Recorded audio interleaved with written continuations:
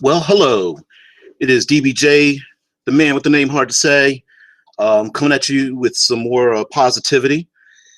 This was an article that has been posted and reposted, floating around, but I thought I'd do a video review, response, overview, rant about this particular thing to add some positivity to the RPG community.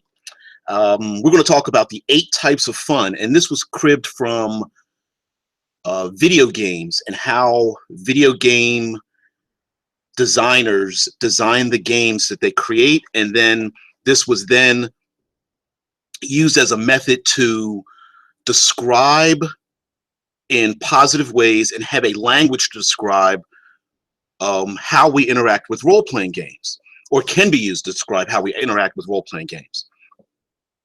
And I challenge those who are either new to the hobby and are starting to grow into their own, to figure out what kind of things they like, to not use negative language or negative terminology to differentiate your desires from those of others. And those of us that have been in for a long time, you guys can see the Mr. Fantastic gray hairs. You know, got the gray hair growing inch by inch all the way back to the back of my neck. Even us old dudes, us grognards, need to learn how to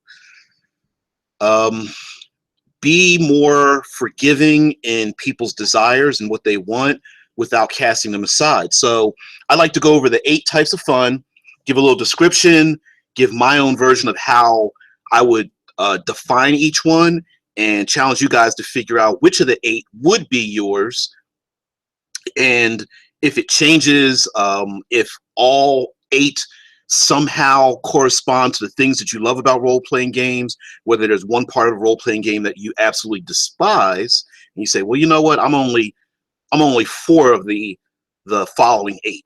Okay, listed below in the notes, I'll have the 2 articles that this was cribbed from. One's from the Angry DM, and the other one's from a website called Scirra. I hope I'm pronouncing it correctly. Scirra. So let's start out with sensation. Now, sensation is your senses, your body, and how your emotions connect with the RPG. Sensation can be anything from, let's start with the sights. Okay, great artwork, digital graphics, the miniatures, the way the character sheet is shaped, fonts, the things that you see before you, whether you wish to see other players, whether you wish to see a map. You know, maps are a big thing. And sometimes having those little cues in front of you, for example, having dice that represent the type of game you're playing. So if you're playing a sci-fi game, the dice are, you know, maybe have like you're playing cyberpunk and you want to have that neon glow inside the dice or something. Even if it's subconscious, having the first type of fun, being sensation, may draw you further into the game. One game, indie game that's very popular is called Dread. And Dread uses a building blocks, a Jenga tower, although the game itself is not allowed to call it Jenga, uses a Jenga tower to adjudicate success and failure whenever you perform a function.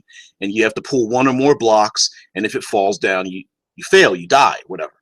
And that the sensation of having this potentially disastrous result happen can really draw people into a game, and some people absolutely love that. Now, along with sensation, I talked a little bit about sights, but there's also sounds such as music, tone of voice, background intrusions, whether you can hear noise from cars or animals or children crying or something. Sometimes we may not realize that being able to have our sensations fully immersed into the game may take us out of it. Right, having a TV in the background or someone playing on their cell phone or what have you. But there are also other things. Smells. I've heard of people when they have a game, they will try to have foods around that are representative of the genre or setting that they're playing in.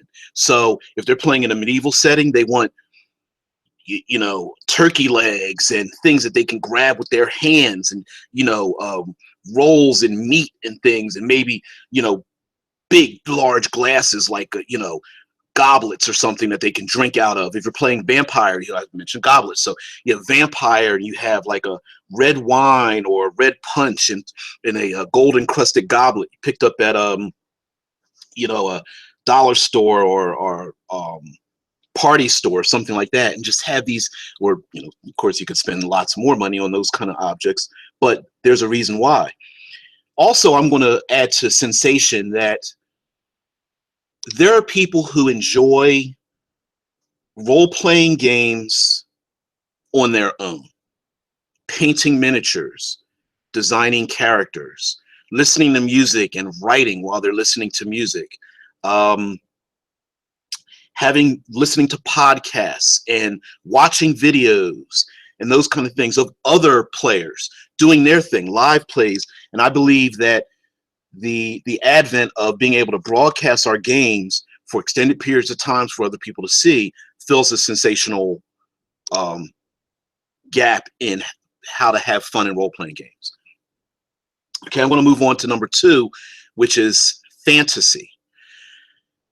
Having fun with fantasy. And fantasy is being able to transport your mind to another place, to fulfill your dreams, to go to other worlds that do not exist, to become someone that you are not truly now, to the fantasy that I could be a giant minotaur, or have my mind downloaded into a robotic body, or visit alien worlds, or go to other dimensions, or simply just live in Middle Earth, or to talk in a different manner, to be in another place that is not reminiscent of our own reality.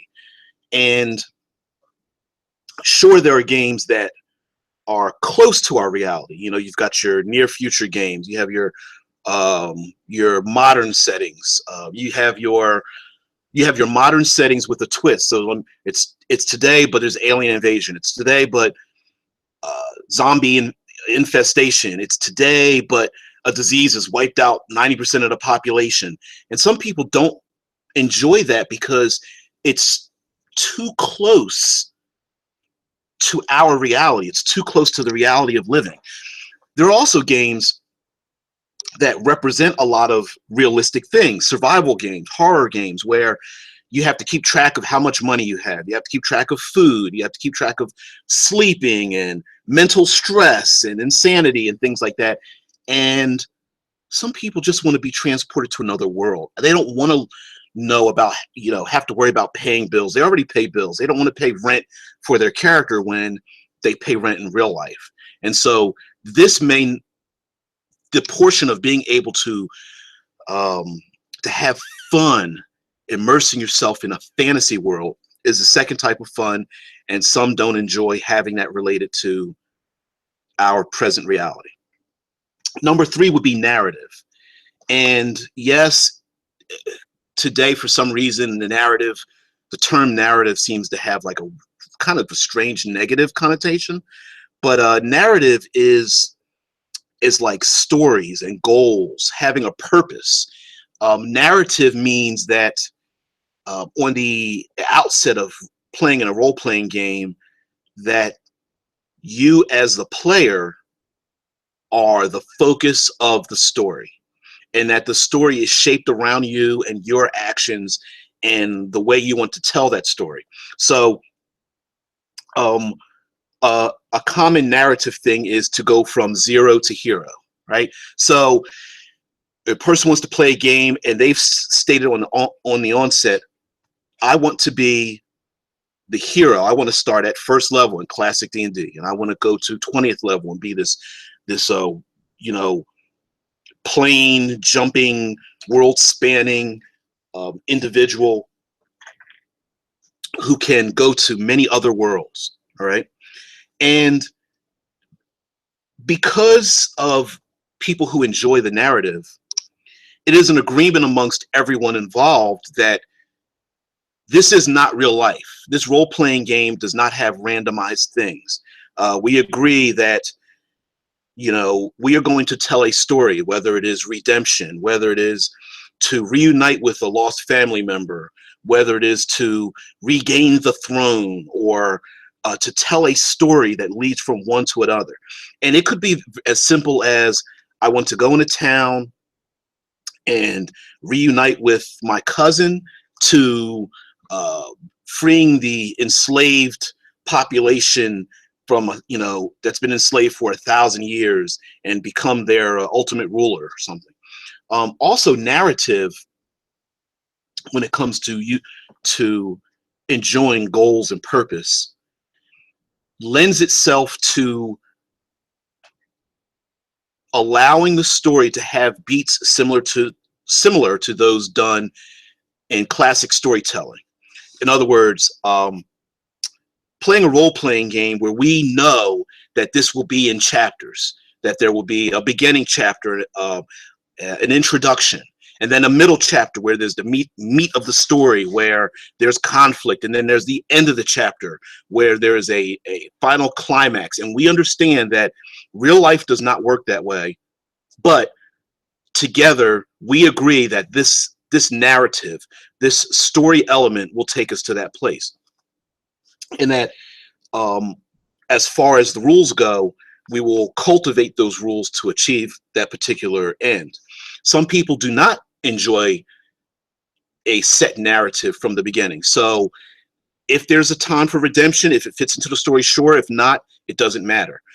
Some people don't enjoy having their story guide through a path that they've already chosen, or that someone has already chosen for them. Maybe they feel that they want to find the story within it and just roll the dice and make connections within NPCs and develop their backstory as they go. That is narrative. Those are people who enjoy the plan, the story, the purpose, to ultimately know that this game is centered around themselves. Number 4 would be challenge. Now, challenge covers a wide range of things. You know, the first thing that comes to mind when you say challenge is, you know, rolling dice and being lucky enough to succeed, to go up against all odds, to be the underdog, to fight against evil, to achieve stardom. But challenge also means understanding that what some might call a gamist point of view, where you know that the rules operate in a particular method. They operate using numbers and probability, and being able to challenge the probabilities, knowing that the odds are against you, and succeeding anyway. Challenge also means that there's a chance of death. Most role-playing games have a character, and that character can die, or at least a loss of everything. Call of Cthulhu and going insane. And challenge also means that there will be moments where, just as there are highs, there are lows, right? So characters can become maimed, characters can become sick, injured, they can become lost. Of course, they can die, they can be turned against their friends, things like that. And in those challenges, it's a matter of immersing yourself into the game, understanding that if I make this choice, this may make me an enemy of my friends, or this may turn me against the very thing that the purpose of the game was to set. So if I wanted to free the slaves that have been enslaved for 1,000 years, but a very evil person makes an offer that I just cannot refuse, and it corrupts my character, The challenge would be to play that role, to play the role of a character who lost their hand, to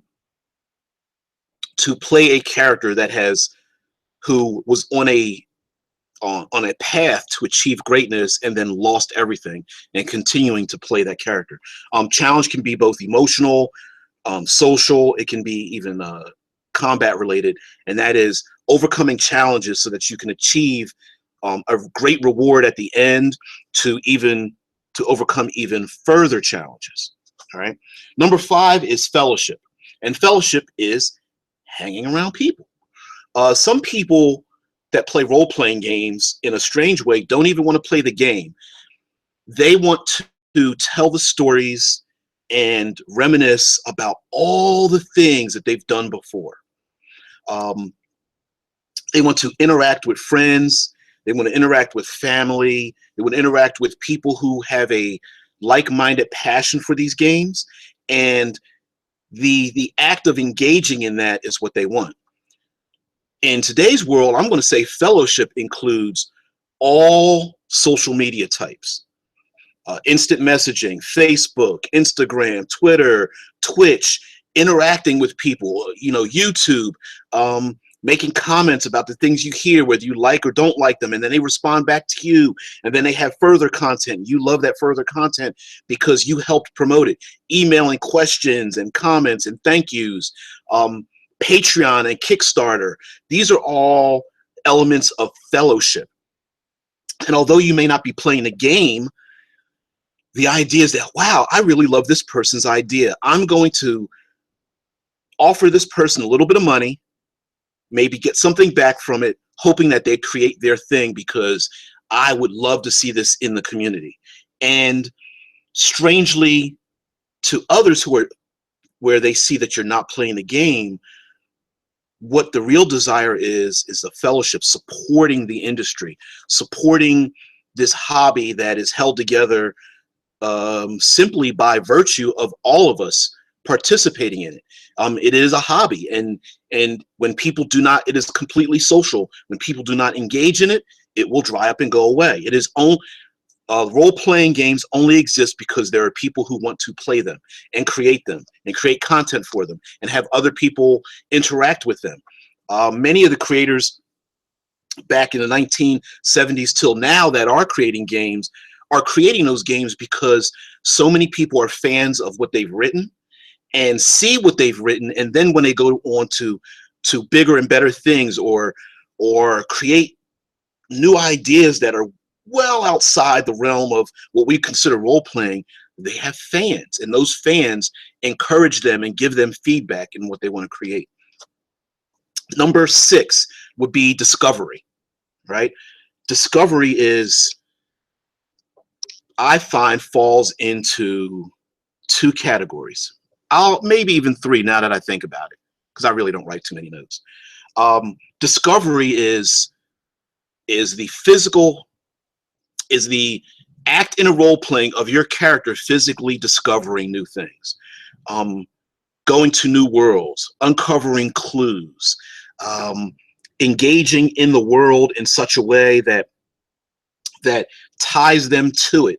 They make friends with people. They uncover treasure and hidden elements and go to new worlds and fly in starships and aerial craft, sailing to other realms and places. It could be even small, sneaking around a city, going to the Underdark and the sewers, all the way up to the highest realms of the tall castles and the royal courts and the intrigue and the politics, and discovering new things about this world, new languages, new cultures, new interactions, finding orcs and lizardmen and discovering that there's a greater plot with their war and the war against the humankind in a medieval fantasy setting, or in a cyberpunk world, discovering that there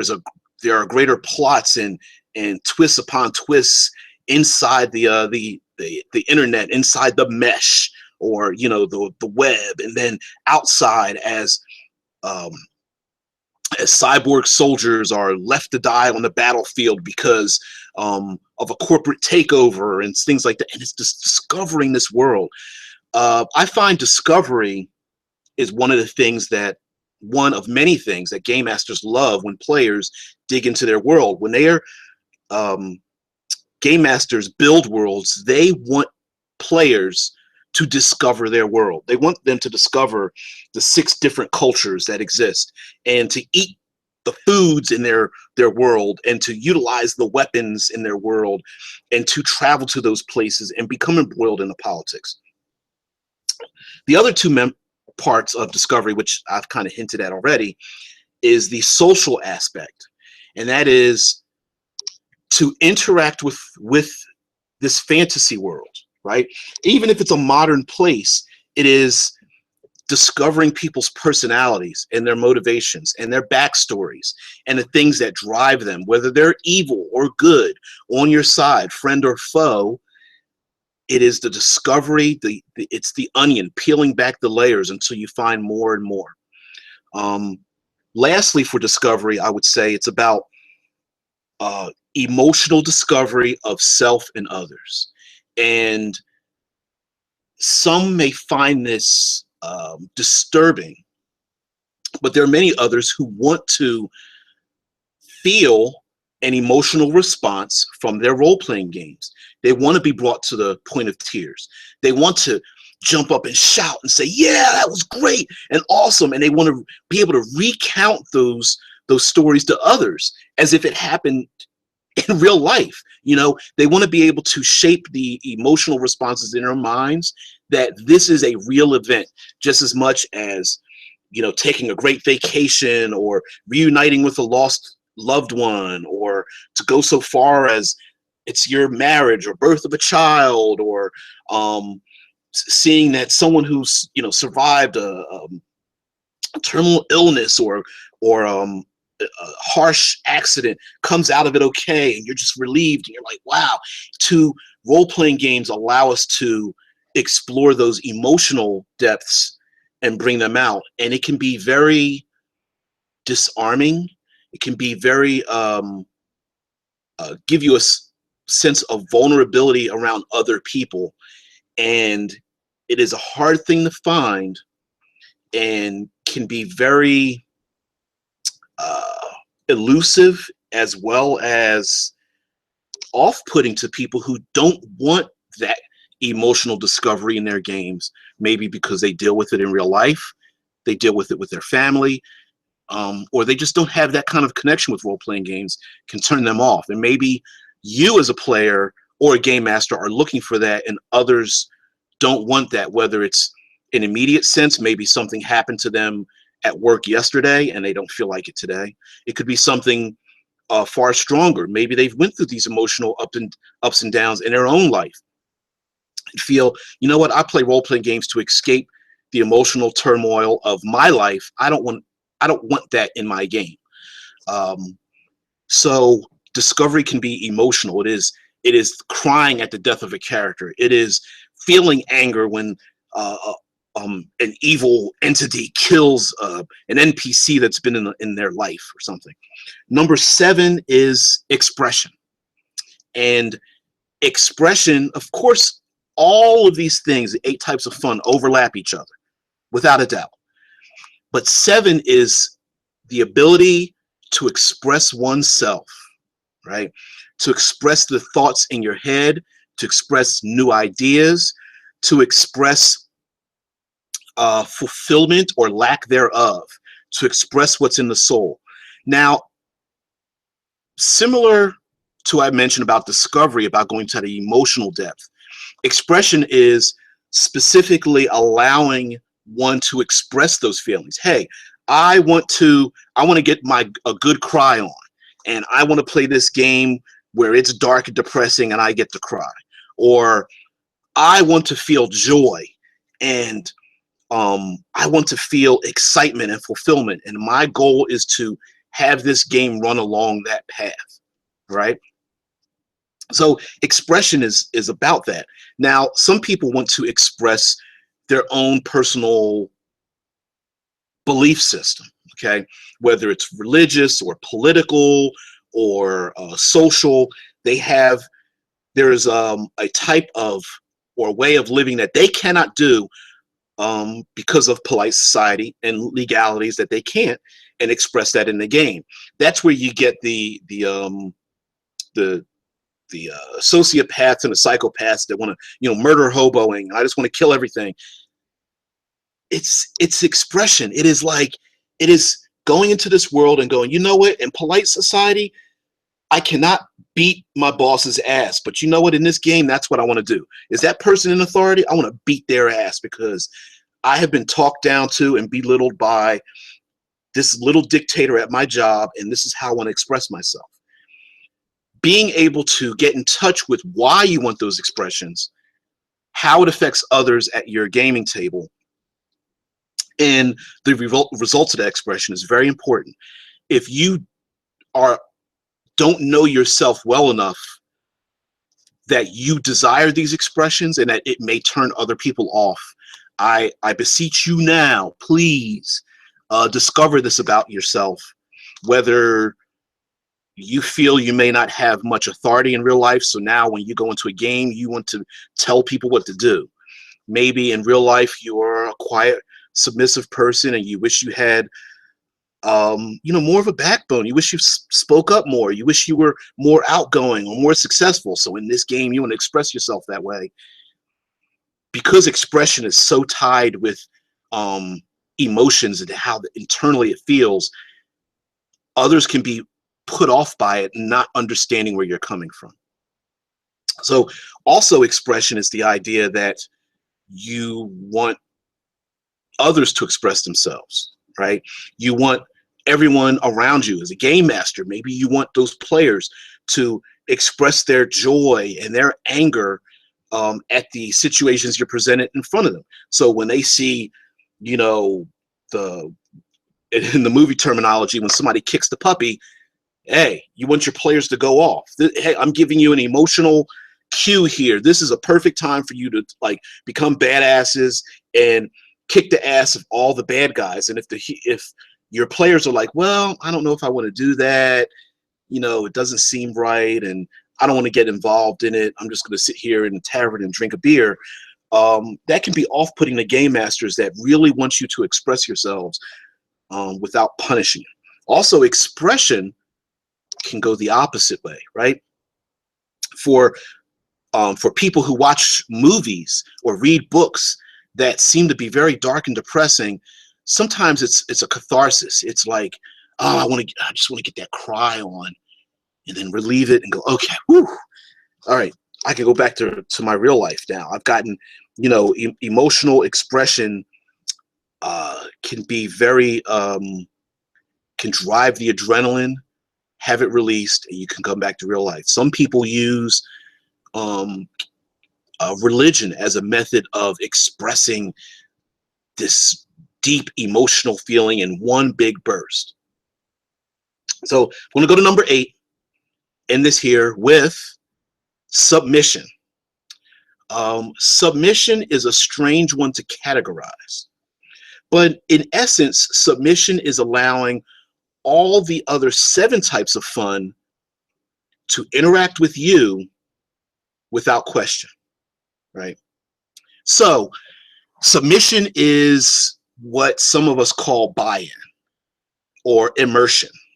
It is allowing the game, allowing yourself to submit to the game, understanding what the game is about. Some common RPGs that require submission that people love: Dark Sun, Call of Cthulhu are 2 that come to mind. I would place maybe Eclipse Phase in that part because of how the technology interacts with the game rules. Submission is playing in a game like Toon or Teenagers from Outer Space. It is playing in a high action cinematic, wire fu wuxia type of game like Feng Shui or Hong Kong Action Theater. It is being able to accept the reality of the world in which you're playing, submit yourself into it without questioning those things. Now, there are some who don't like that. You know, they want a sense of simulation. They want a sense of reality. It doesn't make sense that you can block a bullet with a sword. It doesn't make sense that you can, you know, have a martial arts fight on the wing of a plane. It doesn't make sense that you can take a, you know, a 3.5-foot sword and slice the head off of a, you know, 150-ton dragon. It doesn't make sense. It's bizarre. You can't swim in plate mail. It's not right. Depending on the world in which you play, and as long as that RPG has a genre or setting that has a consistent set of rules that it lives by, submission is being able to delve into those rules, to know that yes, the rest of the world thinks that everything is like reality, but we are the heroes, and we are the action heroes who jump out of speeding cars in a dive roll in slow motion, fire 2 guns blazing without having to reload, and then see a grenade thrown and jump behind a Coke machine, and everything will be okay. In that world, if that is the reality of that world, is submitting to that world. It is submitting to the world of Dungeons and Dragons, in which, you know, after a brutal battle and cut and sliced and thrown off cliffs and burned and electrocuted and mind controlled, that at the end of the day, as long as we rest, I can regain my faculties, brush myself off, and fight another day. All right. So I'm going to end with all of my definitions, of course, are not the end all and be all, but to take a look at the 8 types of fun, be it sensation, fantasy, narrative, challenge, fellowship, discovery, expression, and submission. And probably in another year or two, I'll probably do the same video again and again, just because, as I always end my videos with create, don't destroy, I feel that a new type of language, we should learn to use a new type of language instead of I love, I hate that edition. I love, I hate that game. I don't like the way this mechanic works. I don't understand why players want that. I don't know why they're murder hobos. There's a reason why they're murder hobos. Although you're using a negative connotation, they are experiencing a type of fun. And maybe if you're having trouble in your gaming group, it's because your maybe top 3 types of fun don't quite coincide with the top 3 types of fun someone else is playing. Now, lastly, in my little rambly portion of describing these things, maybe using these 8 types of fun and expressing them to your players if you're a GM, to the other players in GM if you're a player, to a brand new group that you're trying to join in. Maybe the first, second, third aren't lining up, but maybe when you start to come down a little bit, number 3, number 4, number 5, you can have, there's something where you can relate. You know, there's something that maybe we don't see eye to eye on which kind of game we want to play, but we see eye to eye on the challenges or the fantasy. Maybe we see eye to eye on the narrative, that we want a story being told, or we see eye to eye on the submission, that we don't want outside distractions. We want to be in this game and we accept the reality of this game, and we don't want to sit back questioning, you know, that whether something makes sense or not, that this is part of the world and how the world operates. It is the gravity, the air, the biology of this world. So also, I would like to say that when we are not at the gaming table, some of these types of fun are still fun in the role-playing community, and not to either chastise others who are into it or to chastise yourself for being involved in something when you're not playing games, right? When you are simply trying to engage in the role-playing community in some kind of way. You know, for people who love professional sports, they're not playing the game, but they are completely involved in it, and at least 2 or 3 types of the 8 types of fun they are engaged in, whether they love whether they submit into the story and they paint their face and they're just like, yeah, because they feel like they're part of it. Whether it's the sensation, the music, the sounds, the smell of sweat, the crowd roaring and cussing and cheering all at the same time, whether it's delving into the fantasy of it and removing themselves from, you know, just reality and work for 2 to 3 hours at a time, you know, whether it's the fellowship, being around a bunch of people, you know, seeing the challenge of great sports players clashing against each other and who is better and who you think is better or who has developed great skills and challenging themselves even further. Or hell, just expression, being able to let loose and just yell and cuss and fuss and scream and cheer all at the same time, just a catharsis of release of that emotion in a few hours. People that love sports engage in these 8 types of fun. These 8 types of fun are definitely for us as role players. Okay, so I will end. DBJ, I've already said that my create, don't destroy kind of connotation, but I hope you guys are able to read the blogs, look at who created these 8 types of fun, discuss them with your friends and in your gaming group, and let's just always have a positive, more constructive method of communicating with each other. And for those of you who are players that want to play in new games, or game designers looking for why it is that games that you don't like are successful, or what it is that your game needs to be successful, or players who want to play in games and don't understand why people play those games, or how you can get others to play your game, to understand what kind of fun does this RPG present, and cultivating people who are into that fun, or if they don't have that kind of fun, to say, wait a minute, okay, your top 2-3 choices, okay, it's not part of this game. But if you start to look lower, we can find a common ground. And maybe, just maybe, that person can find enjoyment into a game that they may not want. If you're not into near future cyberpunk or sci-fi, you're just a strictly medieval kind of player, maybe there's something in that game. You don't want to, you don't want to disappoint your friends. They agreed to play in your game, you agreed to play in theirs. Instead of coming and rolling your eyes, maybe you say, you know what? This is not really filling my fantasy, but you know what? I'm really down with the fellowship.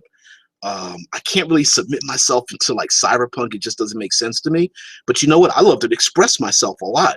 You know, beating up bad guys is real simple, whether it's with a sword or a baseball bat or a gun. I can do that. I can get involved in that. Or maybe it's the sensation. You know, it's the touching the miniatures and looking at the artwork and all those kind of things. And maybe you're playing some, playing some dubstep in the background while you're in a club and having a gunfight. And you're like, I can kind of get into this. It's not my thing, but I can see myself having these types of fun in this game. So anyway, DBJ, I am out. Guys, thank you for your attention. I know I tend to ramble, but I'm very sorry. I don't produce as many videos as I should, which I need to get back to. So thank you again. Almost near 1,000 subscribers. I don't know what the hell you guys are thinking. But I appreciate each and every one of you, especially, I have to end this because we're talking about 8 types of fun. My 9th type of fun is my own personal fun, is that invariably, I don't know how it is that I've gotten only the best subscribers and fans and people who have communicated me. It boggles my mind. There are people who are kind and gentle and nice online, and they are hated, or they just don't get the love. I'm not sure how the two have combined together to get some of the most positive people and critical. I'm not saying you agree with me. Hell no. I'm saying people who are intelligent and thoughtful and critical, not trolls, just people who are like, you know what? This dude has something to say, made me think about something, but I think differently. Here's what I think. Bam, I love that type of stuff. So keep it coming. If you disagree with anything on here, please let me know, but please think about it deeply. And of course, all those out there who are bloggers, vloggers, and video responses, go ahead and respond to it. Take it, steal it. It's not mine. I didn't create the articles. I'm just making a blog about it. I'm just kind of giving my description about it and hoping to spread the word of positivity and spread the word of having a new dialogue and a way to express our way in disagreement. So thank you very much. Have a good one.